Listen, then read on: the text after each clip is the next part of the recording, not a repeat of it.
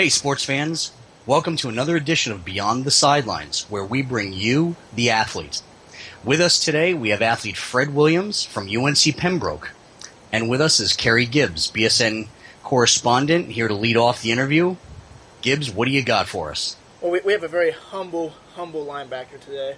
As you said, Fred Williams, senior linebacker from USC Pembroke. That's Division II. He was a third-team BSN preseason All-American. And just run down some stats for him. Last year, had an amazing season. 113 tackles, 7 of those being for loss, 3 being a sack. And he also had a really good coverage. He had 7 pass breakups, which was very, very good for a linebacker. Now, Fred, going over the stats, you seemed to be on every single defensive stop. How did you get to the ball so easily? Well, I credit that towards my hard work. I was here during the summer last year the whole time, and being that I'm playing a new position, I just wanted to get a little bit stronger, a little bit faster, a little bit quicker. And I had my teammates along with me. They continued to encourage me and just make sure that I don't get down on myself by just because I mess up one play or two or whatever. So I really put a lot of my accomplishments upon my teammates because I have my D-line up front, Javonte Bush, Gooding, Matt Turner, to clog up holes and take on 1 or 2 extra linemen. That way I could scrape to the ball. And then I have my DBs on the back end holding down the coverage tight.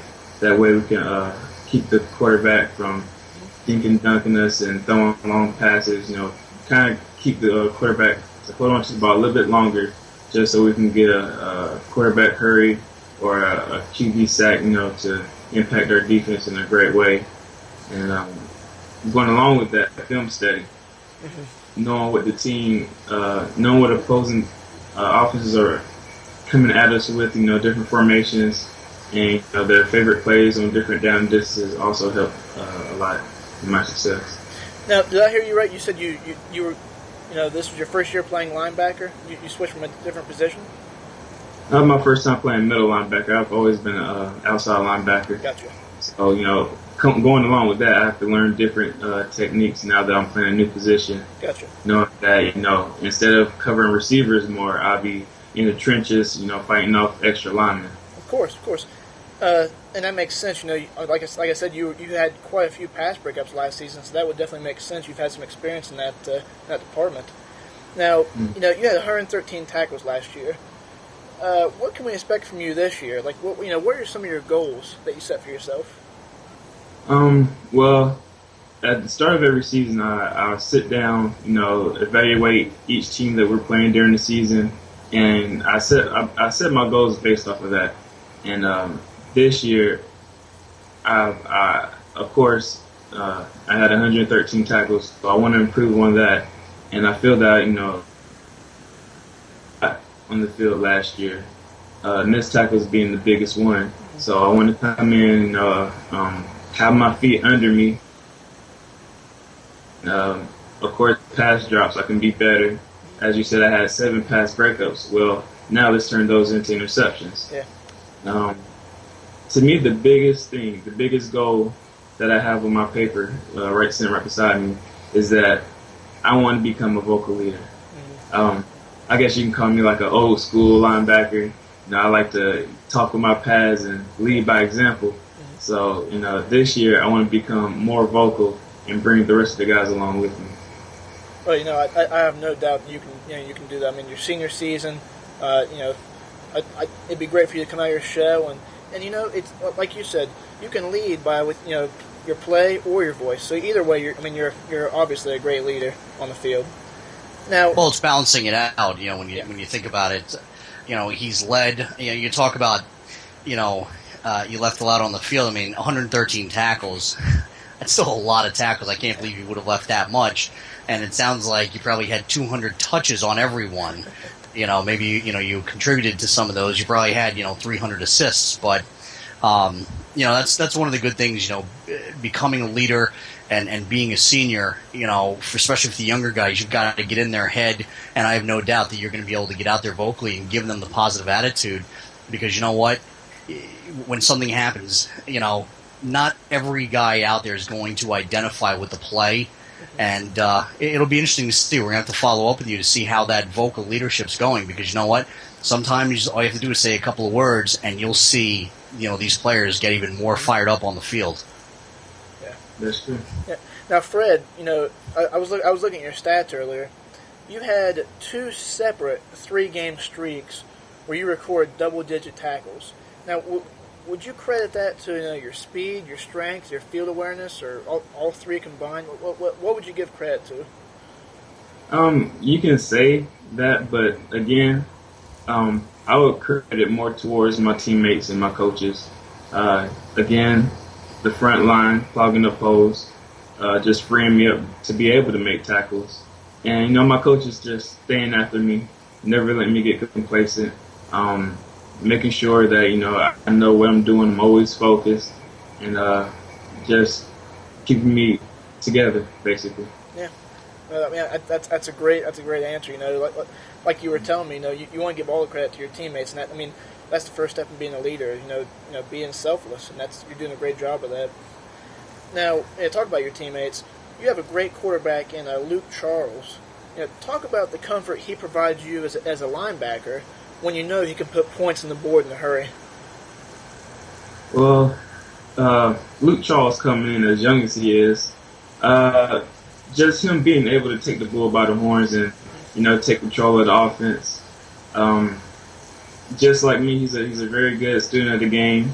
He knows exactly what needs to be done, and he thrives on the pressure. Basically, like if it's any kind of pressure situation, he loves it. I mean, he'll put us in the right position. If you see something out on the field, he'll make a different call, different audible, put us in the right position to get the first down. And as a defender, you love to see that. Mm-hmm. You love to see your offense thriving and moving the ball and scoring. So Luke Charles is a great friend of mine. And actually, we was talking the other day, and I was telling him that he's actually the franchise of this program, as young as he is, because he's doing a lot more things, and he's put in more pressure situations where he has to take control and have to fight through more adversity than I do. So, well, I love to have him as a quarterback. Yeah, and I'll tell you what, man, you as a senior this year, you can really, take him under your wing, let him know, hey, I'm trying to be a better leader. You should follow, my footsteps, watch what I do, and, one of these days you're going to be a great leader. So I look for you to do that this year, and, like you say, it's good you two are friends, because you're the quarterback of the defense, it seems like. So you two probably, have a lot in common in that, in terms of leadership on the field. So I love to hear that. That's great. That's great. Now, don't take offense to this, but your defense struggled a bit early on last season, giving up about 35 points a game. You did win 3 of those games, though, so that's a plus. But then you guys really turned around last season in the second half, when you only give up half of those points, 18 points per game, and you really rolled off 4 straight wins, finished with a really good 8-3 record. Talk about the adjustments you guys made as a team to really batten down the hatches on defense.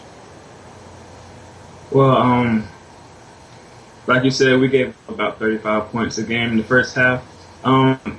We were a very young defense coming into the season, and our focus wasn't there every moment of every play that we needed it to be. And we've actually had teams where we wanted them, had them up with a huge lead, and then, we would lose focus. We would get complacent, thinking, oh, yeah, the game's already over, and allow those teams to come back into the game, and just our inability to finish. There's been plenty of games. Of course, we won 2 of them, but we could have easily won we won 3 of them, but easily we could have won the other 2. But again, we became complacent at the end, which allowed the teams to come back into it and pull out a victory over us. But we didn't really make too many adjustments towards the end of the season. It's just that more people started to speak up. The leadership role started becoming into play. Our coaches continued to stay after us, and me myself being one of them, tried to keep the defense together as a family, as one unit, and made sure everyone did their assignment first. That's what we wanted to get across is that, everybody do your assignment. Don't play hero ball because that's where we will get in trouble. Everybody should do their assignment first and then, let the little things take us to make the big picture full. Yeah. Well, and, hopefully your defense has really learned from that this year and keep that momentum going because, like you said, next year they're going to be one more year wiser. So hopefully they can keep that focus for the entire season. And you guys should really be a force to be reckoned with, on the defensive side of the ball and offensive side, with that young quarterback. Now, we talked about earlier, you were a very good coverage linebacker. Talk about your ability to, drop back into coverage and swat away some passes. Well, ever since high school, I actually like dropping into pass coverage. I still remember to this day where our backs was against us about the 5-yard line, and I got an interception. And I was taking it back before I got tackled. And it came on the news that night, and the newscaster was telling the play, and he was like, "Look at that big fella run." And I don't know, that kind of stuck with me. So going along with that, I just love dropping back into pass coverage because to do it well, you have to understand, the wide receiver route combinations and the timing that they must have with the quarterback. And I just, thrive in those kind of situations where it's 3rd and 10 or, end of the game, 4th and long, and they have to get a first down to drop back into pass coverage and make a big play for the defense. Yeah. Something that will get the defense going even at the beginning of games. Yeah, and, like you said earlier, hopefully this year, you can turn some of those, breakups into interceptions. Either way, you're making a great impact on the game, and I look for you this year, continue the same way. Make some big plays, like you said, fire the defense up. Now, I was snooping on your BSN profile earlier, and a quote caught my mind that you said. You said, let me see if I can get it right here. You're never too old to learn something new. Now, in saying that, what did you learn from last season? Well, that we have a lot of work to do.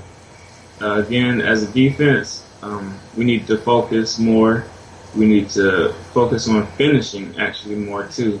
And as a team, we need to stay together and have fun. That's the main part about playing football is you have fun doing it. And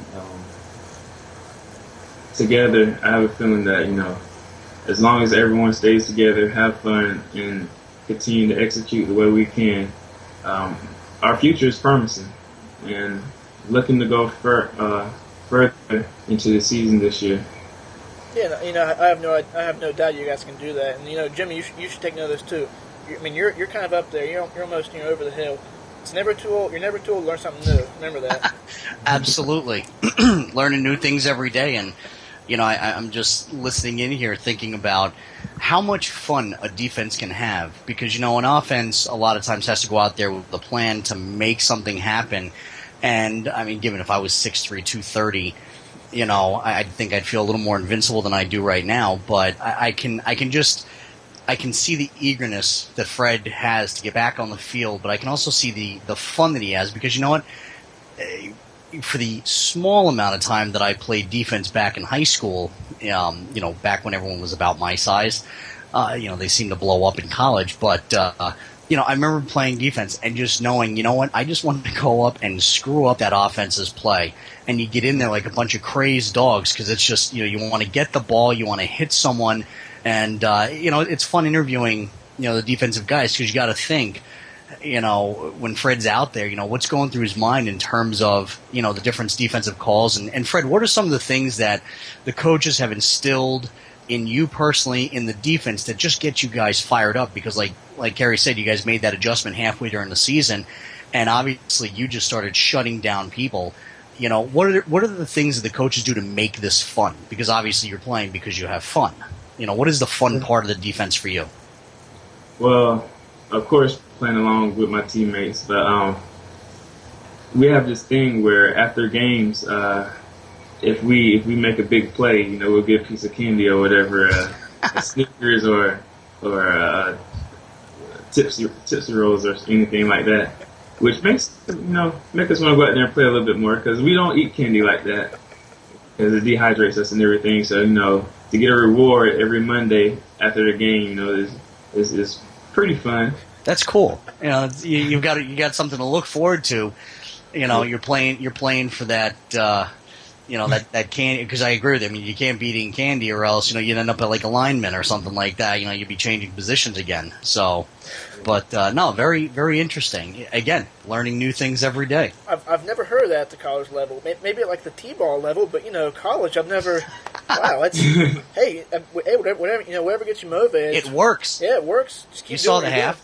Yeah, and plus just defense speaking, we just love to shut the offense down and have them frustrated. And every time you see, two linemen fussing at each other about who should have got who, and quarterback and receiver, getting each other's face, he should have stopped a yard sooner, or he should have threw the ball a little bit higher. We love to see that, and we love to thrive off of that. And we just love to play together. Yeah, I can definitely tell, and it's really strange, but like Jimmy said, whatever motivates you. I'm not gonna get in your guys' way, your candy. I wouldn't want to do that. So that's great. Now you're a senior, and talk about your time at Pembroke, and what made you choose to go to school there. Well, along with football, on the academic side, this is a very small college, so you have very small class sizes, which provides more one-on-one time with the professors. Even though we're out in Pembroke, which is mainly farmland, but the school keeps social events going. We may have a comedian out here one night. We may throw a movie night during another week. Everybody out here is friendly. It's a good place to be for academics, for you to settle down, get your work done, and build towards a better future. That's great to hear, because I hope I don't hurt anyone's feelings here, but I feel like some athletes forget it's a student. You're a student athlete, student first, and that's just great. I love hearing that kind of response from you, because honestly I feel like that's really lost in some bigger time athletes today. But I'm really glad. That's a really good answer from you. Now, last question from me before I throw it to the boss man. You were named a BSN All-American. What does that honor mean to you? I'm thankful for it. When I first heard about it, I did the Kevin Hart. Oh my God, no, I can't believe it. Me, no, oh my God. So it was very surprising, shocking, because again, with my teammates, we always have conversation, and I tell them I don't feel that I'm doing anything special. It's just that I'm running to the ball. I feel that I'm in the right spot at the right time. So, but to be named a BSN All-American, it can't get any greater than that. I'm very happy and proud of it. Well, you certainly earned it. You certainly earned it, Fred. And Jimmy, this is the nicest linebacker I've ever met. I can tell you that right now. Nicest and most humble linebacker I've ever met. Something tells you though when the helmet goes on, he's not so nice. Yeah. If you're carrying the ball, you don't want to know Fred Williams that close. Let me ask you this, Fred, as we close this up, and I agree. I mean, you've got a great head on your shoulders. You seem to have a plan. Where do you see yourself 12 months from now, as you're looking to finish up your career at UNC Pembroke? As you finish up your classes, if you could try to picture yourself 12 months from now, what do you see for yourself? What have you been doing in school to kind of get there? Because that's the exciting thing about being a student athlete. Just you really have no idea what's going to start happening in January, February, March, because not many students understand that you've got two paths. You've got the path of potentially playing professional football, especially when there are 8, 9, 10 professional leagues out there from indoor to the NFL. But you also have the idea of, if I don't make it, or if I'm not there yet, what have I done to kind of get there? And that's really the biggest issue that every student athlete has to face. And, again, some of the things we do with bsncollege.com to help athletes, fulfill that dream on and off the field. You're the first guy that I really want to ask, where would you see yourself 12 months from now? Where would you like to see yourself? Hopefully, I could at least get an invitation to a training camp somewhere.